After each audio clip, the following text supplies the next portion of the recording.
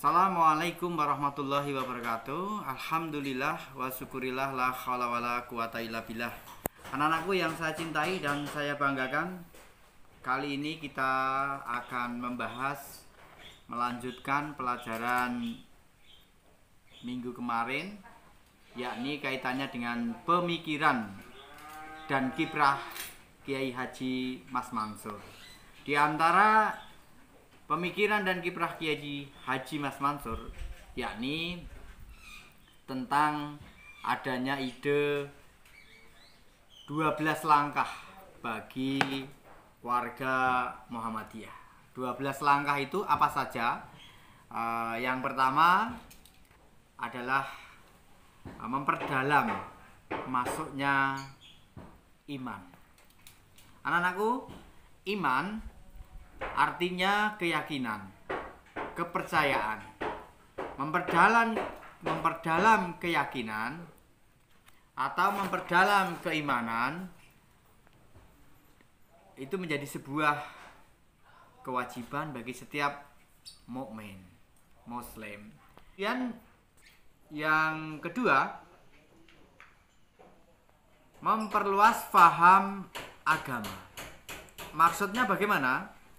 Maksudnya bahwasanya setiap warga Muhammadiyah harus memiliki sakofah Islamiyah yang luas atau pemahaman agama yang banyak. Dengan memperluas faham agama, memiliki khasanah-khasanah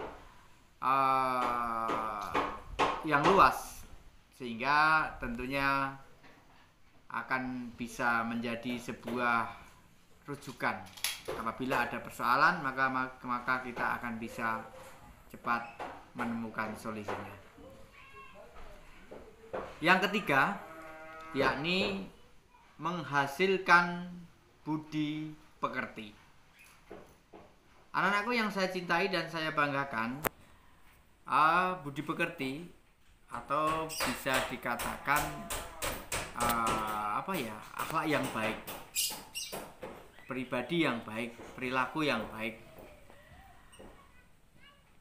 Orang yang memiliki pemahaman, pengertian agama yang baik, maka biasanya akan memiliki karakter atau akhlak yang baik. Pasti juga budi pekertinya baik. Maka mari anak-anakku, kita selalu senantiasa berusaha untuk mempelajari agama. Ma yuridullahu bihi khairan yufaqihu fiddin. Barang siapa dikehendaki Allah dalam kebaikan, maka dia akan dipahamkan terhadap agama Allah. Nah, sekarang pertanyaannya, kira-kira kita termasuk orang yang dikehendaki Allah dalam kebaikan tidak? Apabila kita termasuk orang yang dikehendaki Allah dalam kebaikan, maka kita biasanya akan dimudahkan oleh Allah dalam belajar agama, senang belajar agama, tertib dalam beribadah, dan lain sebagainya.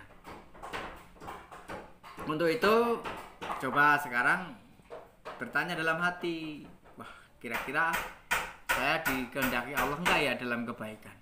Nah, tentunya semuanya insya Allah anak-anakku termasuk orang-orang yang dikehendaki Allah dalam kebaikan, sehingga dengan tanda senang belajar agama, tertib dalam menjalankan ibadah, supaya kebaikan itu akan membawa kita ke surga. Yang keempat, menuntun amalan intikot, yakni amalan-amalan yang menuju kepada perbaikan. Hari ini sudah sholat wajib, masih bolong-bolong, SMS dari mamamu misalnya lupa, ketiduran, besok nggak lupa lagi, besok penuh. Terus kalau sudah sholatnya jalan wajib, besok ditambah sholat sunahnya. Sholat sunahnya wajibnya sudah, sunahnya sudah, besok ditambah sedekahnya. Itu artinya amalan-amalan yang menuju kepada perbaikan. Kemudian yang kelima, menguatkan persatuan. Anak-anakku, inamal mu'minuna ikhwah, sesungguhnya sesama muslim itu adalah saudara. Kita harus memperkuat ukhuwah, persaudaraan. Baik ukhuwah Islamiyah maupun ukhuwah watoniyah.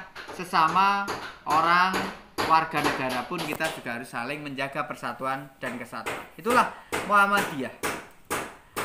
Jadi dilarang. Yang keenam yakni menegakkan keadilan. Adil itu tidak harus sama, ya. Adil itu tidak harus sama, tetapi bagaimana memberikan sesuai dengan proporsinya. Kakakmu yang sekolah SMP mungkin uang sakunya 20.000, kamu 10.000. Yang 10.000 kakakmu karena yang 10.000 untuk ngebis, jajannya 10.000 uang sakunya, jadi kan sama. Melakukan kebijaksanaan. Apakah itu kebijaksanaan? Kebijaksanaan yaitu apabila ada masalah, kemudian pertimbangan-pertimbangan, banyak tuntutan dari banyak golongan, maka apabila kita orang bijaksana, kita akan memutuskan itu dengan adil sehingga semuanya puas. Nah, itulah kebijaksanaan yang baik. Kedelapan, menguatkan majelis tanwir.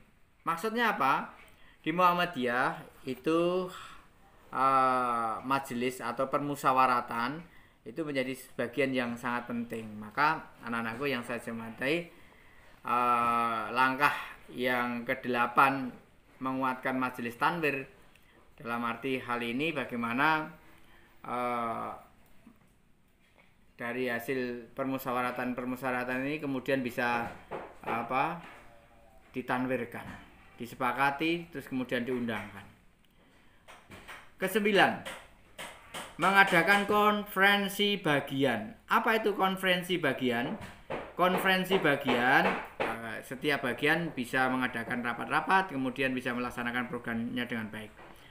Kemudian yang ke-10, memusyawarahkan putusan. Muhammadiyah adalah kolektif, kolegial. Keputusannya selalu senantiasa tidak bertumbuh pada satu orang, tetapi bertumbuh pada kolektif. Kolektif itu artinya banyak pengurus, ya, melibatkan banyak orang. Yang ke-11, pengawasan gerakan. Setelah program-program diputuskan, ada yang jalan, ada yang tidak. Tentunya hal ini perlu adanya pengawas atau advisor supaya program yang tidak jalan kemudian bisa disentil. Ini ada gempa, kok enggak jalan bidang sosial. Ini pengajiannya kok melempem. Ayo majelis tablik jalan. Ayo ini majelis ekonomi pemberdayaan umat jalan. Nah, itu harapannya seperti itu, pengawasan gerakan. Kemudian ya semuanya itu juga supaya warga juga tidak menyimpang dari akidah Islamiyah, terutama bagaimana bisa menjalankan dari manhaj yang telah digariskan tarjih Muhammadiyah. Yang ke-12 yakni menjalin hubungan dengan gerakan organisasi luar.